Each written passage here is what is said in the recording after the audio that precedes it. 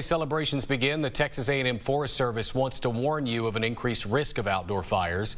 Warm weather, dry grass, and windy conditions all serve up the perfect recipe for a wildfire or grass fire. As East Texas News' Vanessa Johnson explains, all that's missing is a spark.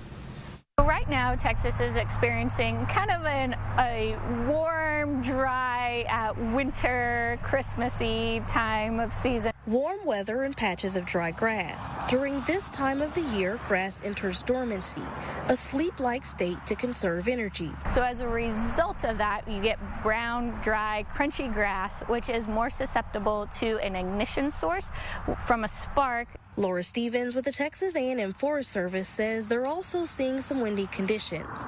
This mix increases the risk of a wildfire or grass fire. Grasses being shorter, they burn a lot quicker. Stevens says the cause of many of these outdoor fires around Christmas time are from burning debris. They're going to burn their leaves, or they're going to burn their wrapping paper, their Christmas boxes, or their Christmas trees. If you plan on burning, Stevens says to check for burn bans, outdoor burn restrictions, avoid burning on hot, windy days, keep the debris pile small, and never leave the fire unattended.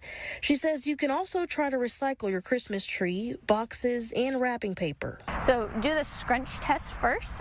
So if you scrunch up your wrapping paper and it stays in a ball, that can be recycled. Holiday travel can also be a fire source.